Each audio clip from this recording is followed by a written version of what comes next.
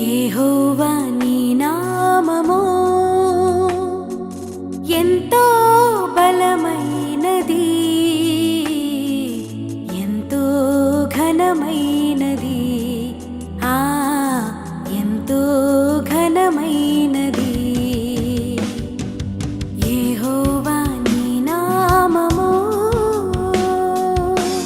మోషే ప్రార్థించగా మన్నాను కురిపించితివి. మోషే ప్రార్థించగా మన్నాను కురిపించితివి. యెహోషువ ప్రార్థించగా సూర్య చంద్రుల నాపితివి. సూర్య చంద్రుల నాపితివి. యెహోషువ ప్రార్థించగా సూర్య చంద్రుల నాపితివి. సూర్య చంద్రుల నాపితివి. యెహోవా నీ నామము. యెషయా గ్రంథము 61వ అధ్యాయము కలిసి చదువుకుందాం. ప్రభువగు యెహోవా ఆత్మ నా మీదికి వచ్చినది, దీనులకు సువర్తమానము ప్రకటించుటకు యెహోవా నన్ను అభిషేకించెను. నలిగిన హృదయము గల వారిని దృఢపరచుటకును, చెరలోనున్న వారికి విడుదలను, బంధింపబడిన వారికి విముక్తిని ప్రకటించుటకును, యెహోవా హితవత్సరమును మన దేవుని ప్రతిదండన దినమును ప్రకటించుటకును, దుఃఖాక్రాంతులందరినీ ఓదార్చుటకును, సియోనులో దుఃఖించు వారికి ఉల్లాస వస్త్రములు ధరింపచేయుటకును, బూడిదకు ప్రతిగా పూదండను, దుఃఖమునకు ప్రతిగా ఆనంద తైలమును, భారభరితమైన ఆత్మకు ప్రతిగా స్తుతి వస్త్రమును వారికిచ్చుటకు ఆయన నన్ను పంపియున్నాడు. ఆయన నన్ను పంపియున్నాడు అనే మాట అండర్లైన్ చేసుకోండి. యేసు ప్రభు వారిని తండ్రి అయిన దేవుడు ఈ లోకానికి ఎందుకు పంపియున్నాడు? దాదాపు 681 సంవత్సరాల క్రితం యెషయా అనే భక్తుడు యేసు ప్రభువారి యొక్క రాకను గురించి, యేసు ప్రభువారి యొక్క మొదటి రాకడే కాకుండా యేసు ప్రభువారి యొక్క రెండవ రాకడను గురించి కూడా ప్రవచించాడు. అయితే మనం క్రిస్మస్ దినాల్లో ఉన్నాం కనుక యేసుక్రీస్తు మొదటిగా ఎందుకు వచ్చాడు అనేది మనం నేర్చుకుందాం. యేసు ప్రభువారు ఈ భూమి మీదకి ఎందుకు వచ్చాడో నేర్చుకుంటే పండగ బాగా చేసుకుంటాం, పండగ అర్థవంతంగా చేసుకుంటాం. పండగ రోజు చెప్తే పండగ ఎలా చేసుకోవాలో అర్థం కాదు. ఈ పండుగ దినాల్లో మీ టెన్షన్స్ మీకుంటాయి, మీ హడావుడిలు మీకుంటాయి. అసలు వాట్ ఈజ్ వాట్ అనేది అర్థమైతే మనం చాలా సంతోషంగా ఉంటాం. కొంతమంది యేసుక్రీస్తు ఎందుకు వచ్చాడు అనే విషయంలో చాలా అపార్థాలు ఉన్నాయి. యేసు ప్రభువారిని గురించిన అవగాహన లేకుండా, యేసు ప్రభువారు ఎందుకు వచ్చాడో అర్థం చేసుకోకుండా దాన్ని మిస్యూజ్ చేస్తున్నారు. ఆయన మన దేవుడు కాదు, మన కొరకు రాలేదు, ఆయన ఇశ్రాయేలు దేవుడు, లేకపోతే ఆయన ఎవరో, మాకెందుకు, మా మతాలు ఉన్నాయి, మా దేవుళ్ళు ఉన్నారు అనే కొంత అపోహలో యేసుక్రీస్తు వారిని గురించిన అవగాహన లోపం వలన అపార్థం చేసుకునే వాళ్ళు ఉన్నారు. ఎవరి మతాలని మనం ప్రతి మతాన్ని గౌరవిస్తున్నాం, వారికి విలువనిస్తున్నాం, వారికి ఉన్న నమ్మకాన్ని కాదంటలేదు. అయితే యేసు ప్రభువాని గురించి మనకు బాగా అర్థమైతే ఇది మనకు చాలా బాగుంటుంది అనే ఉద్దేశంతో నేను ప్రేమతో తెలియచేస్తున్నాను. ప్రతిదీ విలువైందే, ప్రతిదీ అవసరమైందే, ప్రతిదీ కూడా దేవుడు అనుమతించిందే అని నేను నమ్ముతున్నాను. సేవకు వచ్చినప్పుడు ఏమీ లేదు, దేవుడు సైకిల్ ఇచ్చాడు, ఎంజాయ్ చేసాం. ఎంత మంచి సైకిల్, దాన్ని చూసుకొని మురిసిపోయాను. ఆ తర్వాత రిక్షా ఇచ్చాడు, సైకిల్ అమ్మేశాం. ఇంక రిక్షా సైకిల్ రెండు పెట్టుకోవటం కష్టమైంది, అందువల్ల సైకిల్ అమ్మాల్సి వచ్చింది. ఇక్కడ దొనకొండలోని బేతేలపురం ఒక సహోదరుడు నా సైకిల్ కొనుక్కున్నాడు, 140 రూపాయలకు 240 రూపాయలకు. సో అతనికి ఇప్పటికీ గుర్తుంది. ఆ తర్వాత రిక్షా కొనుక్కుని చాలా ఎంజాయ్ చేసాం. ఇక మండలం ఇక ఎంతైనా తిరగొచ్చు, ఎంత సేవ చేయొచ్చు అని. అయితే ఆ తర్వాత దేవుడు మరి ఒక బైక్ ఇచ్చాడు. సో రిక్షా బైక్ రెండు ఒక చోట పెట్టడం స్థలం లేదు, ఇబ్బంది అయింది. అందువల్ల రిక్షాని అమ్మివేయాల్సి వచ్చింది. ఒక రిక్షా ఎవరు కొంటారా అని చూస్తే పాపం దర్శి నుంచి ఒక ఆయన వచ్చాడు, రిక్షా కొనుక్కొని వెళ్ళాడు. చాలా సంతోషించాం. బైక్ మీద కొంతకాలం చేసాం. బైక్ ఉంటే ఇంక దిగులేముంది, జీవితం అంతా అసలు ఈ జిల్లా మొత్తం తిరగొచ్చు అనుకున్నాం. అంతే కదా, నాకు ఒక ప్లాన్ ఉండేది, బైక్ వెనకేదన్నా కట్టుకొని ఈ గొట్టాల ప్యాకెట్లు అమ్ముతారు చూసారా, అట్లా కట్టుకొని మైక్ సామాను తీసుకెళ్దాం అనుకున్నాను. అది ఆశించాం. దేవుడు అలానే కొంత సేవ చేయడానికి అవకాశం ఇచ్చాడు, దేవుడు దీవించాడు. ఆ తర్వాత నేను కొంతకాలం దేవుడు సేవ చేసినాక దేవుడు ఒక ఆటో ఇచ్చాడు. చాలా సంతోషం వేసింది. బైకు ఆటో రెండు ఉపయోగపడ్డాయి, రెండు వాడుకున్నాం. కొంతకాలం తర్వాత దేవుడు ఈ కారు ఇచ్చాడు. అప్పుడు ఆటోను మనం మెయింటైన్ చేయలేకపోయాం. ఆటో తుప్పు పట్టిపోతుంది. ఆటో ఇప్పటికి అవసరం, ఆటో కొనాలని మనసు కూడా ఉంది, కానీ దాన్ని మెయింటైన్ చేసేవాళ్ళు లేరు. సో నేనే ఆటో తోలుకోవాలంటే కష్టమయ్యేటట్టుంది. అందువల్ల ఆటో అమ్మాల్సి వచ్చింది. సో ఆటో అమ్మేశాం. ప్రస్తుతం అది వాడుకుంటున్నాం, ఉన్న వాహనాన్ని వాడుకుంటున్నాం. నేను ఎందుకు చెప్పాను, ఇవన్నీ మనకు అవసరమైనవి, ఉపయోగపడ్డాయి. ఆయా కాలాల్లో అవి వాడుకున్నారు. దేవుడు ఒక శ్రేష్టమైనది మన దగ్గరకు తీసుకొస్తున్నప్పుడు ఒక అల్పమైన దాన్ని వదిలేయటం మనకు పెద్ద కష్టంగా లేదు. సైకిల్ అమ్మటం నాకు కష్టంగా లేదు, బైక్ అమ్మటం నాకు కష్టంగా లేదు, రిక్షా అమ్మటం నాకు కష్టంగా లేదు. ఎందుకంటే అవి ఉపయోగపడలేదా? ఉపయోగపడ్డాయి. మరి ఎందుకు వదిలేసాం? అంతకంటే శ్రేష్టమైనది వచ్చింది కనుక. నాకు శ్రేష్టమైనది రానప్పుడు అది విలువైంది, శ్రేష్టమైనది అర్థం కానప్పుడు అది విలువైంది, శ్రేష్టమైనది నా చేతుల్లో లేనప్పుడు అది విలువైంది.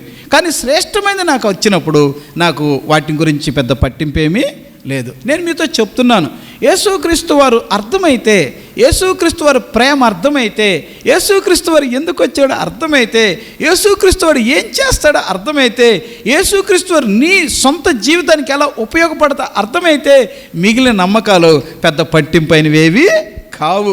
అవి అసలు భయపడాల్సిన అవసరం లేదు, పట్టుకోవాల్సిన అవసరం లేదు. దాని గురించి ఇంక మీరు ఏదైనా వ్యక్తిగతంగా అడిగితే నేను ఇంకా క్లారిటీగా చెప్తాను. అన్న అవేం చేయవా?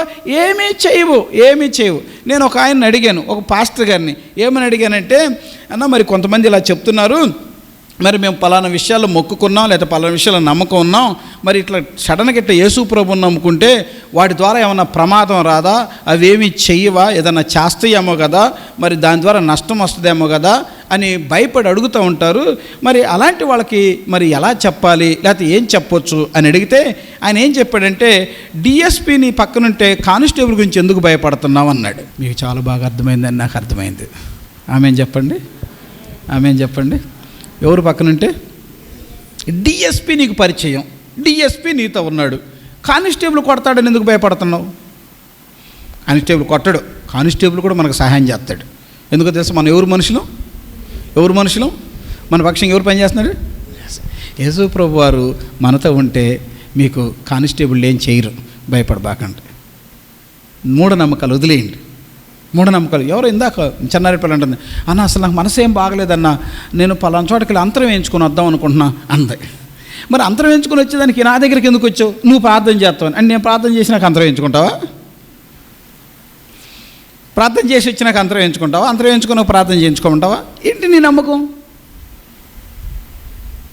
చాలాసార్లు ఇలా కొంతమంది, మీ చర్చికి రావచ్చా, చర్చికి రాకూడదా? కొంతమంది భార్య చనిపోయిన చర్చికి రావచ్చా, భర్త చనిపోయిన చర్చికి రావచ్చా, పని చేయొచ్చా, సేవ చేయొచ్చా? ఇలాంటివన్నీ కూడా దేవుని సేవకునిగా బైబిల్ని బట్టి చెప్తున్నాను. ఇవి పక్కా మూఢనమ్మకాలు, పక్కా మూఢాచారాలు. ఇది చాలా గుడ్డితనం, ఇది చాలా మోసం, ఇది చాలా అన్యాయం. మిషనరీస్ మన దేశానికి వచ్చారు. విలియం కేరీ మన దేశానికి వచ్చాడు. పిల్లోడు చనిపోయాడు, సేవ చేశాడు. భార్యకి మెంటలు వచ్చింది, సేవ చేశాడు. భార్య కూడా చనిపోయింది, సేవ చేశాడు. ఆ విలియం కేరీ ఉండబట్టి ఈరోజు బైబిల్ మన చేతిలోకి వచ్చింది. ఆ విలియం కేరీ ఉండబట్టే సతీసాగమనాలు ఆగిపోయినాయి. ఆ విలియం కేరీ ఉండబట్టే ఆడపిల్లలకు ఒక చదువు అంటూ స్టార్ట్ అయింది. ఆ విలియం కేరీ ఉండబట్టే ప్రింటింగ్ ప్రెస్ మన దేశానికి ఉపయోగపడింది. ఇలా బ్యాంకింగ్ వచ్చేసింది. ఎన్నో వ్యవస్థలు. భార్య చనిపోయింది, సేవ ఆగలేదు.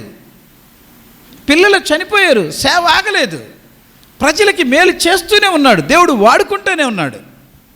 కనుక మిమ్మల్ని ప్రేమతో ఒక మాట చెప్తున్నాను, యేసుక్రీస్తు వారి గురించి అర్థమైతే పండగ బాగా చేసుకుంటావు. సరే, యేసుక్రీస్తు వారు ఎందుకు వచ్చాడు? మొట్టమొదటి మాట 61:1 ప్రభువుకు యెహోవా ఆత్మ నా మీదకి వచ్చి ఉన్నది, దీనులకు సువర్తమానము ప్రకటించుటకు యెహోవా నన్ను అభిషేకించెను. నేను చెప్పిన మాట అందరూ చెప్పండి, ప్రభువుకు. అందరూ చెప్పాలి, ప్రభువుకు. యెహోవా ఆత్మ నా మీదకి వచ్చింది. నా వైపు చూడు చెప్పండి, నా మీదకి వచ్చింది. చెయ్యి నా మీద చూడండి, నేను ఎట్ట పెట్టుకుని నా మీదకి వచ్చింది, చేతులు కదలట్ల, నా మీదకి వచ్చింది, నా మీదకి వచ్చింది. ఏమొచ్చింది నీ మీదకి? ఏమొచ్చింది నీ మీదకి? యెహోవా ఆత్మ వచ్చింది. మన మీదకి ఏం రావాలి? యెహోవా ఆత్మ రావాలి. మన మీదకి ఏమొస్తుంది? యెహోవా ఆత్మ వస్తుంది. అంత్యజనములలో సర్వజనుల మీద నా ఆత్మను కుమ్మరించెదను అని దేవుడు యోవేలు ద్వారా మనతో చెప్పి ఉన్నాడు. ఇప్పుడు చెప్పండి, యెహోవా ఆత్మ మన మీద ఉంటే మనకి ఎంత బాగుంటుంది? యెహోవా ఆత్మ ఒక వ్యక్తి మీదకి వస్తే ఎంత బాగుంటుంది? నేను టకటక కొందరిని అడుగుతాను, మీరు టకటక చెప్పేసేయాలి. చెప్పండి. బ్రదర్స్కి ఫస్ట్ ఛాన్స్. నాకు బ్రదర్స్ అంటే చాలా ఇష్టం, నేను బ్రదర్స్ పక్షపాతిని కనుక ఏది అడిగినా ముందు ఛాన్స్ వీళ్ళకే ఇస్తాను. చెప్పండి, యెహోవా ఆత్మ మన మీదకి వస్తే ఏం జరిగిద్ది? భక్తుల్లో యెహోవా ఆత్మ వచ్చిన వాళ్ళు ఏం చేశారు? ఉద్యోగము, ఇంకా చెప్పండి, మీ నోటికి వచ్చింది చెప్పండి, అన్నీ కరెక్టే. శక్తిని పొందుకుంటావు. ఇంకా నేను ఒక మాట చెప్తా, యెహోవా ఆత్మ సంసోను మీదకి వచ్చింది. ఏం జరిగింది? ఏం జరిగింది? యెహోవా ఆత్మ సంసోను మీదకి వస్తే ఒక పచ్చి దవడ ఎముకను తీసుకొని ఎంతమంది హతమార్చాడు? 1000 మందిని. యెహోవా ఆత్మ సంసోను మీదకి వస్తే ఒక సింహాన్ని ఎలా చీల్చాడు? ఎలా చీల్చాడు? మేకపిల్లని చీల్చినట్టు. యెహోవా ఆత్మ అతని మీదకి వస్తే ఏం జరిగింది? 300 నక్కలు పట్టుకున్నాడు. నేను అసలు ఒక నక్కని పట్టుకోలేకపోతున్నానే, ఏంది ప్రభు అని ప్రార్థన చేసుకుంటున్నా. కానీ దేవుడు బయలుపరిచాడు. ఏం బయలుపరిచాడు అంటే, నీ కనుక దేవుని అభిషేకం ఉంటే, ఒకసారి ఆమెను చెప్పండి గట్టిగా, దేవుని ఆత్మ నీ మీదకి వస్తే ఎన్ని నక్కలైనా నువ్వు పట్టుకుంటావు. నేను చెప్తున్నా, దేవుడు ప్రతి దాంతో సేవ చేయించుకుంటాడు. జంతువులతో చేయించుకున్నాడు. ఏ జంతువులు చేయించుకుంటాడు చెప్పండి? కాకి, గాడిద, చేప, వెరీ నైస్, చేప, ఇంకా కోడి. Very good. ఎవరమ్మా కోడి? వెరీ గుడ్, కోడి బాగుంది. కోడి, ఇంకా చెప్పండి చెప్పండి, ఇంకా ఉన్నాయి, తొందరగా చెప్పండి. పావురం, వెరీ గుడ్, పావురం, ఆవులు కూడా, ఇంకా ఇంకా అన్నిటికంటే చిన్నది ఏదన్నా చెప్పండి, నేను ముగిస్తాను ఎందుకు. చీమ, ఇంకా ఓకే, వెరీ గుడ్. సింహం, పురుగు చేయలేదా? కనుక నేను మీతో చెప్తాను, నేను ఇంతకుముందు ఒక డౌట్ వచ్చేది, వీళ్ళు ఉపయోగపడతారు సేవకి, వీళ్ళు ఉపయోగపడరు సేవకి, వీళ్ళు అవసరం సేవకి, వీళ్ళు అనవసరం సేవకి అట్ట అనిపించేది. యెహోవా ఆత్మ నా మీదకి వచ్చినప్పుడు నాకు ఒక సత్యం అర్థమైంది. ఏం సత్యం అంటే, అరే బాబు, అరే వీళ్ళు వాళ్ళు కాదు, పురుగులు కూడా ఉపయోగపడతాయి, గాడిదలు కూడా ఉపయోగపడతాయి, ఆవులు కూడా ఉపయోగపడతాయి, కోళ్ళు కూడా ఉపయోగపడతాయి, చేపలు కూడా ఉపయోగపడతాయి, చివరికి నక్కలు కూడా ఉపయోగపడతాయి. ఎన్ని నక్కలు! అసలు ఎంత విచిత్రం తెలుసా? ఆత్మ మీదకి వస్తే అసలు నక్క దొరికిద్దా? ఏది దొరికినా ఏది దొరకదో? నక్క దొరకదు. కానీ సంసోనికి ఎన్ని నక్కలు దొరికినాయి? వామ్మో, ఎన్ని నక్కలు! బహుశా యెహోవా ఆత్మతో సంసోను ఉన్నప్పుడు నక్క రా అంటే వచ్చేసింది. 300, ఒక నక్క కాదు, మన పరిగెత్తే దొరకవి, దేవుడి అప్పగిచ్చాడు, వచ్చేసింది. 300 నక్కలు. సరే, నక్క గురిగా ఉంటుందా? గురిగా ఉండదు. 300 నక్కలకి ఏం చెప్పాడు తెలుసా? ఒక నక్కను ఇడి తిరగమంటే అది తిరిగింది, ఇంకొక నక్కను ఇడి తిరగమంటే అది తిరిగింది. 2 నక్కలకి ఏం చేశాడు? తోక మూడేస్తుంటే ఊరుకుంటాయా? కానీ ఊరుకున్నాయి. తోకలు ముడేస్తుంటే ముడేసేటప్పుడు మధ్యలో ఏం పెట్టాడు? దివిటీ పెట్టాడు. దివిటీ కడుతుంటే ఊరుకుంటాయా? ఊరుకున్నాయి. దివిటీ పెట్టి మౌనంగా వదిలేసాడా? లేదు. ఏం చేశాడు? దివిటీకి నిప్పు పెట్టాడు. ఊరుకున్నాయి. నిప్పు పెడితే ఊరుకుంటాయి, ఊరుకున్నాయి. ఏం చెప్పాడు? ఫిలిస్తీన్ పొలాలు తగలబెట్టనండి, పోయి తగలబెట్టినాయి. గట్టిగా చప్పట్లు కొట్టి దేవుని. నేను ఒక మాట చెప్తాను, నువ్వు దిగులు పడొద్దు, నువ్వు భయపడొద్దు, నువ్వు కృంగిపోవద్దు. కొన్నిసార్లు నిన్ను నష్టపెట్టేవాళ్ళు, కొన్నిసార్లు నిన్ను కష్టపెట్టేవాళ్ళు, కొన్నిసార్లు నీ గాయాన్ని రేపేవాళ్ళు, కొన్నిసార్లు నిన్ను హింసించేవాళ్ళు, కొన్నిసార్లు నీకు నెగిటివ్గా ప్రచారం చేసేవాళ్ళు, కొన్నిసార్లు నీకున్నవన్నీ కోల్పోయేటట్లు చేసేవాళ్ళు. ఎన్నో నీ లైఫ్లో జరిగి ఉండొచ్చు. కానీ ఇప్పుడు నీకు కావాల్సింది, నువ్వు అనుకుంటావు వీళ్ళు మారలేదు, వాళ్ళు ఇట్లా చేయలేదు, నా అమ్మ మోసం చేసింది, మా నాన్న మోసం చేశాడు, మా తమ్ముడు మోసం చేశాడు, మా భర్త మోసం చేశాడు, ఎంత అన్యాయం అని నువ్వు కృంగిపోతూ ఉంటావు. ఎట్ట జయించాలా, ఎట్ట కొట్టాలా, ఎట్ట కేసు పెట్టాలా, ఎట్ట మాట్లాడాలా, పంచాయతీయా, హైకోర్టా, సుప్రీంకోర్టా అని మనం బుర్ర బగలగొట్టుకుంటాం. ఏం బగలగొట్టుకుంటాం? అందుకని కొన్నిసార్లు గుండె పగులుతుంది అంటారు, నీ నుంచి నాకు గుండె నొప్పి వచ్చిందంటారు, నీకు నుంచి నాకు కడుపు మండుతుందంటూ ఉంటారు. ఈ పదాలు మనం వాడుతూ ఉంటాం. వీటన్నిటికీ ఈరోజు సొల్యూషన్ దేవుడిచ్చాడు. ఆమెను చెప్పండి, గట్టిగా చెప్పండి. ఏంటిదో తెలుసా సొల్యూషను? యెహోవా ఆత్మ ఏం కావాలి? నీ మీదకి రావాలి. నీ మీదకి రమ్మంటే యెహోవా ఆత్మ ఏం జరిగిందో తెలుసా? ఒక పచ్చి దమ్మడు ఎముక యుద్ధాయుధం అయిపోద్ది. యెహోవా ఆత్మ నీ మీదకి వస్తే నీ చేతులే బలమైన చేతులు అయిపోతాయి, సింహము పిల్లిలాగా మారిపోద్ది. యెహోవా ఆత్మ నీ మీదకి వచ్చేసినప్పుడు కట్టబడిన త్రాళ్ళు ఒక చిన్న దారాల్లాగా తెగిపోతాయి, ఇనప గేట్లు ఎగిరిపోతాయి. ఇప్పుడు మనం దేని కొరకు ప్రార్థన చేయాలి? అయ్యా ఆ గేట్ అయ్యా, ఆ గేట్ అయ్యా, ఆ గేటు ఎత్తడి తలుపులు పగల కొడతానన్ను, ఇనపగలి విడగొడతాను, గేటు తీయ్యా, గేటు తీయ్యా, గేటు తీయ్యా కాదు. ఏం చెప్పాలి? ఆత్మను తీసుకురయ్యా, నా మీదకి ఆత్మ నుంచయ్యా, నా మీదకి ఆత్మ నుంచయ్యా, నీ ఆత్మ నా మీదకి నడిపించు, నీ ఆత్మ నా మీదకి నడిపించు. ఆత్మను పొందుకోవాలి. 1000 మంది మీదకి వచ్చారయ్యా, 1000 మంది మీదకి వచ్చారయ్యా, 1000 మంది మీదకి వచ్చారయ్యా, ఎట్ట బ్రతకాలయ్యా? అది కాదు, 1000 మంది కాదు నీ సమస్య. యెహోవా ఆత్మనివ్వయ్యా, నా దగ్గర ఏమి లేకపోయినా ఇదిగో చిన్నదొందు చాలు, it's enough to fight others. ఈ చిన్న దాంతో నేను జయిస్తానయ్యా. యెహోవా ఆత్మ నాకు ఇవ్వయ్యా, యెహోవా ఆత్మ నాకు ఇవ్వయ్యా. దేవుని సేవకునిగా బ్రతకనాడుతున్నాను. అసలు దేవుడు మనలోకి వచ్చినప్పుడు, దేవుడు ఆత్మ మనలోకి వచ్చిన బైబిల్ ఒక మాట చెప్తుంది, దేవుడు మన పక్షం ఉండగా ఏముంది, మనకు విరోధి ఎవడు? దేవుడు తన సొంత కుమారునిచ్చుటకు వెనుతి అని దేవుడు ఆయనతో పాటు సమస్తమును ఎందుకు అనుగ్రహించడు అనక ఒక మాటలోకి తేల్చేస్తాను. ఏం తేల్చేస్తానంటే, అసలు నీ మీదకి యెహోవా ఆత్మ ఉన్నాడని నువ్వు నమ్ముతున్నావా? యెహోవా ఆత్మ నీ మీదకి వస్తున్నాడని నీకు నమ్మకం ఉందా? ఇప్పుడు మనకు ఆ పట్టింపు లేదు, మనం యెహోవా ఆత్మను గురించి పట్టింపు లేదు, యెహోవా ఆత్మను గురించి ప్రార్థన లేదు, యెహోవా ఆత్మ గురించి విశ్వాసం లేదు, యెహోవా ఆత్మను గురించి ఎదురుచూపు నిరీక్షణ లేదు. మనకు అన్నదంతా మన ఎదుటున్నదే. మనం ఎలా చేస్తాం? ఒక పచ్చి తాగబడానికి ఎట్ట గట్టిగా పట్టుకుంటావు, దాంతో 1000 మందిని ఎట్టగొడతావు, నీ బలం ఎట్ట సరిపోద్ది? ఒక సింహాన్ని ఎట్లా చీలుస్తావు, నీ సమస్యను ఎట్లా చీలుస్తావు? సింహాన్ని చీల్చడం ఎంత కష్టమో నీ సమస్య నీకు ఒక సింహం, దాన్ని చీల్చలేవు కదా. దేవుని ఆత్మ కొరకు ప్రార్థన చేసుకోవాలి, దేవుని ఆత్మను పొందుకోవాలి, దేవుని ఆత్మ నడిపింపును అడగాలి, దేవుని ఆత్మ నింపుదలను అడగాలి. దేవుని ఆత్మ నీలోకుంటే నువ్వు ఇంట్లోకి వెళ్ళేటప్పుడు ఎంత విజయం వస్తుందో, దేవుని ఆత్మ కలిగిన ఒక తల్లి మాట్లాడితే ఎంత బాగుంటుందో, దేవుని ఆత్మలో ఒక తండ్రి మాట్లాడితే ఎంత బాగుంటుందో, దేవుని ఆత్మతో ఒక సేవకుడు బోధించగలిగితే ఎంత బాగుంటుందో, దేవుని ఆత్మతో ఒక చెల్లి, ఒక తమ్ముడు, ఒక యవనస్తుడు నింపబడితే ఎంత బాగుంటుందో. ఆ దేవుని ఆత్మ కలిగిన దానియేలు, ఆ దేవుని ఆత్మ కలిగిన యేషోపు అంటాడు, అయ్యా ఎవరైనా జ్ఞానం కలిగిన వాళ్ళు ఆత్మ కలిగిన వాళ్ళని ఏర్పరచుకోండి అయ్యా, ఈ ఐగుప్తు మొత్తం కరువు పోద్దంటే ఫరో అంటాడు, అరే బాబు నీకంటే యెహోవా ఆత్మ కలిగిన వాళ్ళు ఎవరున్నారయ్యా, నీకంటే దైవాత్మ కలిగిన వాళ్ళు ఎవరున్నారు, నువ్వే దీనికి రాజు, నీ సెలవు లేకుండా కాలు చెయ్యి ఎవరు ఎత్తరు, నేను జస్ట్ ఫరోని మాత్రమే, అధికారం మొత్తం నీదే. కారణం ఏంటంటే ఆత్మ. యేషోబు చదువు ఎంత, యేషోబు బ్యాక్గ్రౌండ్ ఏముంది, యేషోబుకి తల్లిదండ్రుల సపోర్ట్ ఉందా, యేషోబుకి ఆర్థిక సపోర్ట్ ఉందా, యేషోబుకి అన్నదమ్ముల సపోర్ట్ ఉందా?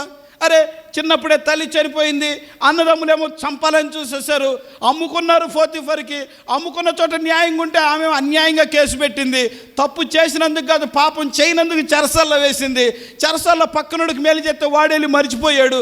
అరే ఎక్కడ సపోర్ట్ ఉంది యేషోబుకి? ఎవరు సపోర్ట్ చేశారు యేషోబుకి? ఒకటే సపోర్టు, యేషోబు దేవుని ఆత్మ కలిగిన వాడు. ఆమె చెప్పండి, యేషోబుకి ఏముంది? దేవుని ఆత్మ ఉంది. ఆ దేవుని ఆత్మ యేషోబును మండిస్తూ ఉంది, యేషోబుని నిష్ఠగా పెంచింది, యేషోబుకు ఓర్పునిచ్చింది, యేషోబుకు తట్టుకునే ధైర్యాన్ని ఇచ్చింది, యేషోబుకి దేవుని కొరకు బ్రతకాలనే నిరీక్షణ, విశ్వాసం, నమ్మకం ఇచ్చింది.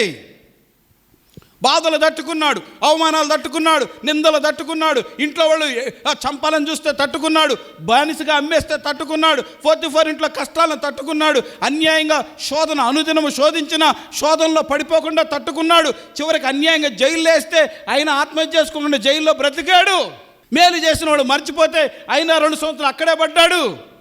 చివరికి ఒక రోజు వచ్చింది, పరిశుద్ధాత్మదేవుడు పనిచేయటం మొదలుపెట్టాడు, వీళ్ళకి డైరెక్ట్గా రాజుకే కలబెట్టాడు. గట్టిగా తప్పులు కొట్టి దేవుడు, అరే ఈ మధ్యలో వాళ్ళతో లాభం లేదు, బహుశా దేవుడు అనుకున్నాడు ఈ మధ్యలో వాళ్ళకి ఎన్ని మేలు చేసినా మర్చిపోతున్నారు, అసలు డైరెక్ట్గా ఫరోనే ఢీ కొడదాం, ఫరోకే ఎన్కౌంటర్ చేద్దామని ఫరోకు కలబెట్టాడు. ఫరో కలవరం వచ్చింది, రాజు సమస్యను ఎవరు తీర్చలేకపోయారు. రాజు చెప్పాడు, ఓ నాకు నిద్ర పట్టట్లేదు, ఏవో బలమైన ఆవులు తినేస్తున్నాయి, ఏవో బలమైన వెన్నులు తినేస్తున్నాయి, నాకెంతో నిద్ర పట్టట్లేదు, నాకెంతో భయంగా ఉంది. ఓ జ్ఞానులారా రండి. అక్కడున్న దేశంలోనో జ్ఞానందరిని పిలిపించాడు, ఆ మంత్ర విద్యలు పిలిపించాడు. నాకు చెప్పండి అయ్యా బాబు అన్నాడు. ఎవడు చెప్పలేదు. అప్పుడు బలు పెరిగింది మనోడికి. పక్కనే ఉన్నాడు పానదాయకుడు. అయ్యో రాజా, నేను పొరపాటు చేశాను, నాకు సహాయం చేసినోడు జైల్లో ఉన్నాడు, వాడికి మంచి జ్ఞానం ఉంది, వాడికి ఆత్మ ఉన్నది, ప్రత్యక్షత చెప్తాడు, పిలవండి అంటే అప్పుడు షేవింగ్ చేయించారు, బట్టలు మార్పించారు, రాజు దగ్గర తెచ్చారు, కళ చెప్పించాడు. కథం. విడుదల వచ్చే రోజు వచ్చింది, హెచ్చించే రోజు వచ్చింది, ధైర్యపరిచే రోజు వచ్చింది, తోడుగుండే రోజు వచ్చింది. తానే దేశానికి దిక్కయ్యాడు, తానే ప్రపంచానికి దిక్కయ్యాడు. ఎవరిని గుంటలో పడే చంపాలనుకున్నాడో వాడే ప్రాణాలు కాపాడేవాడైపోయాడు. ఆ రోజు ఆత్మ కలిగిన ప్రతి బిడ్డకి దేవుడిస్తాడు. నేను మీతో చెప్తున్నా, మీరు ఏడవండి, మీరు కన్నీళ్ళు ఏడవండి. డబ్బులు లేవని కాదు, శత్రువులు ఉన్నారని కాదు, రోగాలు వచ్చినాయని కాదు. ఎందుకంటే దేవా, నీ ఆత్మ నా మీదకి వస్తే ఎంత బాగుండు. యోసేపు మీద ఉన్న ఆత్మ, దానియేలు మీద ఉన్న ఆత్మ, సంసోను మీద ఉన్న ఆత్మ, పరిశుద్ధాత్మ ఆది సంఘం మీద ఉన్న ఆత్మ, మీ పైన ఉన్న ఆత్మ, పౌలు పైన ఉన్న ఆత్మ, పరిశుద్ధాత్మ నా మీదకి వస్తే నా లైఫ్ ఎంత బాగుంటుంది అయ్యా. ఆమె చెప్పండి, గట్టిగా చెప్పండి. ఇప్పుడు మన కొరత ఏంటి చెప్పండి, నిజం చెప్పండి, అబద్ధాలు ఆడకుండా అలవాటు చొప్పున నిజం చెప్పండి. మన కొరత ఏంటి? What is the hour need? ఏంటిది మన నీడు? ఏంటిది మన నీడు? డబ్బులా? ఆరోగ్యమా? మనుషులా? ఇంకేమన్నా? దేవుని ఆత్మను పొందుకోవటం నేర్చుకోవాలి. మీరు ఎంతమంది ఏకుచోలిసి ఆత్మ కావాలని అడుగుతారు? ఎంతమంది బైబిల్ చదువుతూ ఆత్మతో చదువుతారు? ఎంతమంది ఆరాధిస్తూ ఆత్మతో ఆరాధిస్తారు? ఎంతమంది దేవుని ఆత్మతో ఇంటికి వెళ్తారు? ఎంతమంది దేవుని ఆత్మను పొందుకొని ఇంట్లో కుటుంబాన్ని లీడ్ చేస్తున్నారు? ఎంతమంది దేవుని ఆత్మను పొందుకొని మీ ఉద్యోగాలు చేస్తున్నారు? ఎంతమంది దేవుని ఆత్మను పొందుకొని మీ లైఫ్లో మీ లైఫ్ ప్లాన్ చేసుకుంటున్నారు? With spirit we can do everything. మన దేవుని ఆత్మతో ఏదైనా చెయ్యాలి. అదే నేను మీతో చెప్తున్నాను. ఈ మధ్యాహ్నకాల సమయంలో దేవుని సేవకునిగా, ప్రభువా గివ్ ద స్పిరిచువల్ లార్డ్ అని మనం ప్రార్థన చేయాలి. నేను ఒక చిన్న పల్లవ పాడతాను, నాతో కలిసి పాడండి, అందరు పాడండి.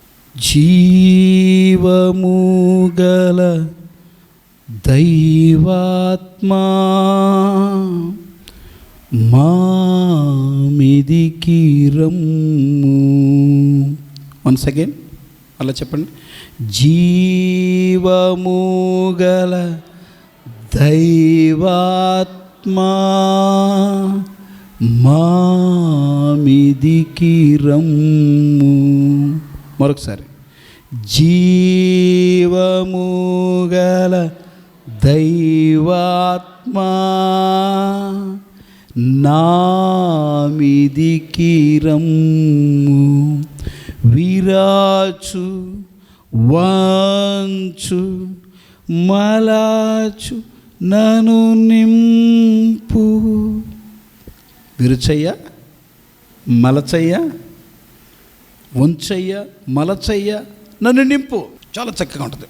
Spirit of the living God fall fresh on me అనండి. Spirit of the living God fall fresh on me. Break me, melt me, mold me and fill me. విరుచయ్య, వంచయ్య, మలచయ్య, నింపయ్య. అంటే ఆత్మ, పరిశుద్ధాత్మ దేవుడు ఏం చేస్తాడు?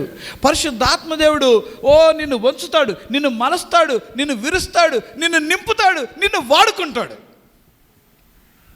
That is the spirit, the work of spirit. దేవుని ఆత్మ యొక్క పని ఎలా ఉంటుందంటే విరిచిద్ది, వంచిద్ది, మలచిద్ది, పాత్రగా చేస్తుంది, వాడుకుంటుంది. పరిశుద్ధ ఆత్మ దేవుడు మనలోకి వచ్చినప్పుడు మనం విరవబడతాం. పరిశుద్ధ ఆత్మ దేవుడు మనలోకి వచ్చినప్పుడు మనం వంచబడతాం. పరిశుద్ధాత్మ దేవుడు మనలోకి వచ్చినప్పుడు మనం చక్కగా మలచబడతాం. పరిశుద్ధాత్మ దేవుడు మనలోకి వచ్చినప్పుడు మనం చక్కగా నింపబడతాం. ఆ పరిశుద్ధ ఆత్మదేవుడు మనలో జరిగిద్ది, ఆ కార్యం జరిగిద్ది. నాలో పరిశుద్ధాత్మ దేవుడు అనుకో, నేను వంగను, నేను విరవను. కొంతమంది చూడండి, క్షమాపణ కోరిక. ఎందుకు కోరుకుంటాను? వాళ్ళని కోరుకోమను. తప్పు నాదా నాదా నాదా అంటే ఆత్మ లేదు కదా, అదంతా శరీరమే కదా. శరీరం కాబట్టి నాదా అంటది అనమాట. అదే ఆత్మ ఉందనుకో, తప్పు నాదా వాళ్ళదా కాదు, నాకు దేవుడు కావాలి, నాకు దేవుడి రాజ్యం కావాలి, నాకు దేవుని బిడ్డలు కావాలి, నాకు ఆ ఆత్మను గెలుచుకోవాలి, సంపాదించుకోవాలని. నా తప్పు కాకపోయినా నేను వెళ్ళి బ్రదర్ సారీ బ్రదర్, నీకు చాలా బాధపడ్డావని విన్నాను, ఏమన్నా నా ద్వారా పొరపడుంటే క్షమించండి, అయినా నాకు నువ్వు కావాలి బ్రదర్, నువ్వు అలాగుంటే ఎట్లా, సిస్టర్ మీరు అట్లా కనుకండి, ఏమన్నా ఇబ్బంది పెట్టానా, క్షమించండి. అబ్బాయి మీరే ఇబ్బంది పెట్టలేదండి అంటారు. పర్లేదండి మీరు అంత ఫ్రీగా లేరు. లేదండి అదేం లేదండి ఫ్రీగా. ఆత్మ విరిచింది, ఆత్మ వంచింది, ఆత్మ మలిచింది, ఆత్మ చేత మలచబడ్డాడు, ఆత్మ నింపబడిద్ది. కనుక ఆత్మ కలిగిన గొడవలు ఉండవు. గట్టిగా చప్పట్లు కొట్టండి, గట్టిగా కొట్టాలి, గట్టిగా కొట్టాలి, రైట్, గట్టిగా కొట్టాలి.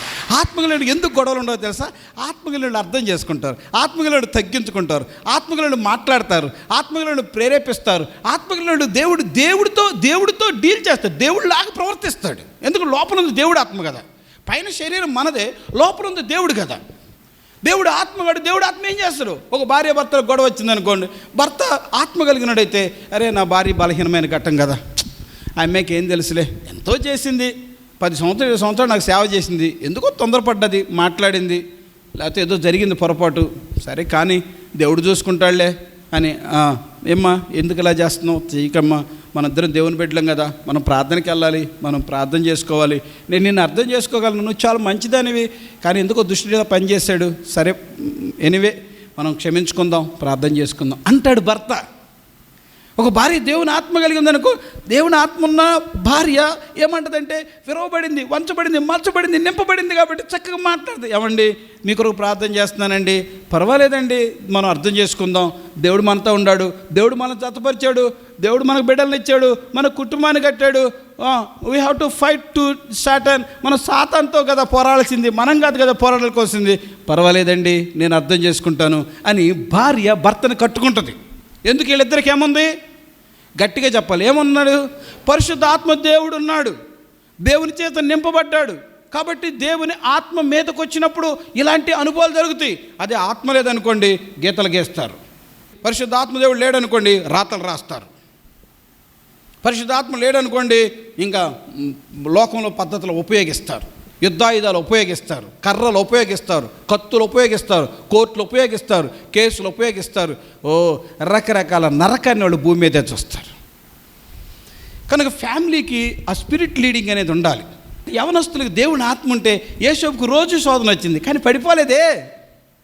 చాలామంది యవనస్తులు, నేను ఫోన్ చూసి పడిపోయాను, నేను టీవీ చూసి పడిపోయాను, నేను బెంగళూరు వెళ్ళి పడిపోయాను, నేను హైదరాబాద్ వెళ్ళి పడిపోయాను, నేను ఆంధ్ర వెళ్ళి పడిపోయాను, నేను తెలంగాణ వెళ్ళి పడిపోయాను, నన్ను వాళ్ళు శోధించారు, నేను కాలేజీలో పడిపోయాను, నేను స్కూల్లో పడిపోయాను, నన్ను వాళ్ళు ఇలాగన్నారు, వీళ్ళు అలాగన్నారు అని ఆత్మ లేని యవన బిడ్డలు పాపంలో పడిపోతారు. అదే పరిశుద్ధాత్ముడు ఉంటే పరిశుద్ధాత్ముడు హెచ్చరిస్తాడు, వంచుతాడు, విరుస్తాడు, మాట్లాడతాడు, మలుస్తాడు, నింపుతాడు.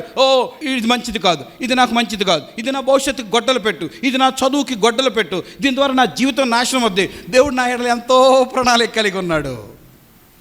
ఆమేన్ చెప్పండి. యవనస్తుడికి గ్రహింపడుతుంది. గుర్తుపెట్టుకుని సాతాను మిమ్మల్ని శోధించేది మీరేదో బలహీనలేనో మీరేదో పాపం చేస్తారని కాదు. సాతాను మిమ్మల్ని శోధించేది మీరు గతంలో ఏదో తప్పులు చేశారు కాబట్టి మీకు నష్టాలు చేద్దామని కాదు. సాతానుడికి నీ గురించి నీకు తెలియపోయినా నీ గురించి సాతానుడికి బాగా తెలుసు.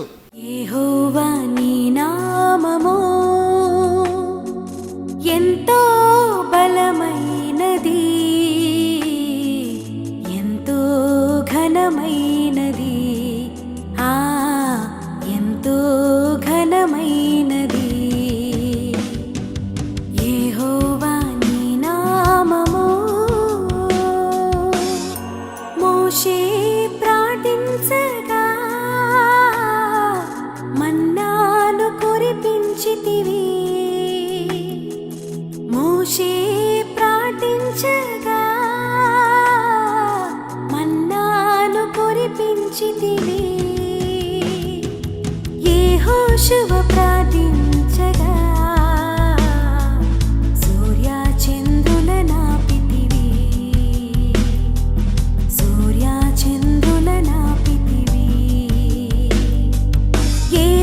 యెహోషువ ప్రార్థించగా